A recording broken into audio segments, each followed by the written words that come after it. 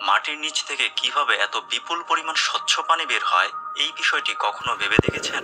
এই পানি কিভাবেই বা মাটির নিচে অবস্থান করে? আপনাদের অনেকের মতোই আমি নিজেও একসময় মনে করতাম মাটির নিচে হয়তো বড় বড় ফাঁকা স্থান বা কেভ রয়েছে এবং সেখানেই পানি জমা হয়। এই কেভ বরাবর গর্ত করতে পারলেই পাইপের মাধ্যমে পানি বের হয়ে আসে এবং পানি তোলার ফলে যে পরিমাণ পানি কমে যায়, অর্থাৎ পানির শূন্যতা তৈরি হয়, ভূপৃষ্ঠের পানি মাটি চুইয়ে কেভে গিয়ে সেই শূন্যতা পূরণ করে। কিন্তু একটি দীর্ঘ সময় পর আমি বুঝতে পারি যে আমি ভুল ছিলাম। আমার চিন্তা যৌক্তিক হলেও ভুল ছিল। মাটির নিচে কোনো কেভ বা ফাঁকা স্থান নেই। আমরা বিভিন্ন প্রয়োজনে মাটির নিচ থেকে যে পানি তুলে আনি তা মূলত বালু আর মাটির সাথে মিশে থাকে।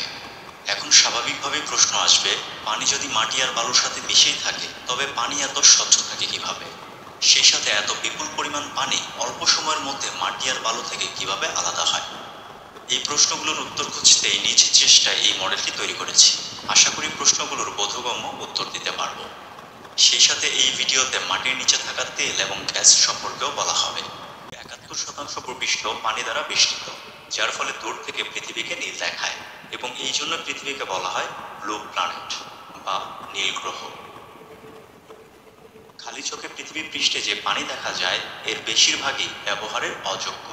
এমনকি পৃথিবীতে থাকা মোট পানির 99.7% পানি মানুষ সরাসরি ব্যবহার করতে পারে না, যেমন সমুদ্রের পানি, বায়ুমণ্ডলে থাকা পানি, মেরুতে জমে থাকা পানি ইত্যাদি। মানুষের ব্যবহার উপযোগী বা ফ্রেশ ওয়াটারের বড় একটি অংশ রয়েছে মাটির নিচে, যাকে বলা হয় গ্রাউন্ড ওয়াটার বা ভূগর্ভস্থ পানি। এই ভূগর্ভস্থ পানির পরিমাণ পৃথিবীর মোট পানির 0.61%। এখন এখানে প্রশ্ন হচ্ছে, পৃথিবীর মোট পানি এই বিষয়টি কি? পৃথিবীর পানি একটি ক্লোজ সিস্টেমের মধ্যে আবদ্ধ, অর্থাৎ পৃথিবীতে নতুন করে পানি তৈরি হয় না, আবার যেই পানি রয়েছে তাও ধ্বংস হয় না। তার মানে পৃথিবীতে পানির পরিমাণ নির্দিষ্ট। সুতরাং আজকে আপনি যে পানি ব্যবহার করছেন এমনও হতে পারে এই একই পানি ডাইনোসরও ব্যবহার করেছিল। পৃথিবীর এই নির্দিষ্ট পরিমাণ পানি চক্রাকারে রূপ পরিবর্তন করে, যাকে বলা হয় ওয়াটার সাইকেল বা পানি চক্র। এখন প্রশ্ন হচ্ছে, পৃথিবীর এই নির্দিষ্ট পরিমাণ পানি কোথায় কোথায় কিভাবে রয়েছে? এই চার্টটি লক্ষ্য করুন। এখানে দেখানো হয়েছে পৃথিবীর মোট পানির কত শতাংশ কোথায় রয়েছে। যেমন সমুদ্রে রয়েছে 97.2%, মেরুর বরফে রয়েছে 2.15%, ভূগর্ভস্থ পানির পরিমাণ 0.61%। পৃথিবীর বিভিন্ন স্থানে পানি থাকলেও মানুষ তার ব্যবহারের জন্য ভূগর্ভস্থ পানির উপর অতিমাত্রায় নির্ভরশীল। এখন ভূগর্ভস্থ পানি অর্থাৎ মাটির নিচে কিভাবে পানি জমা থাকে তা বলা যাক। ভূপৃষ্ঠের উপরে থাকা নদীর পানি, জলাশয়ের পানি কিংবা বৃষ্টির পানি, এরা মাটি চুইয়ে ভূপৃষ্ঠের নিচের দিকে যায়।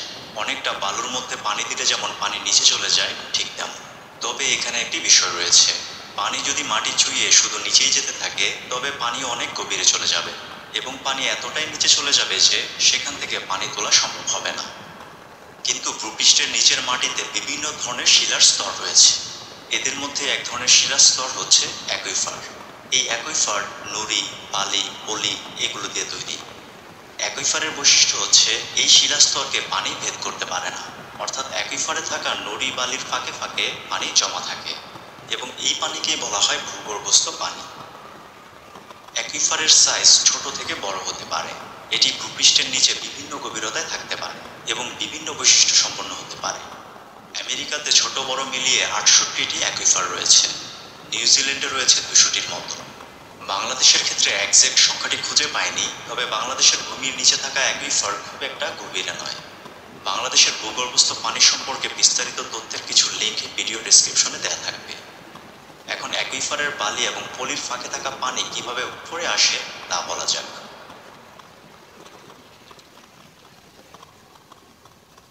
এখানে ছোট পরিসরে মাটির নিচের অবস্থা দেখানো হয়েছে। মনে করুন ভূগর্ভের এই স্থানে অ্যাকুইফার রয়েছে এবং অ্যাকুইফারে থাকা পানির লেভেল অর্থাৎ ওয়াটার টেবিল এই পর্যন্ত।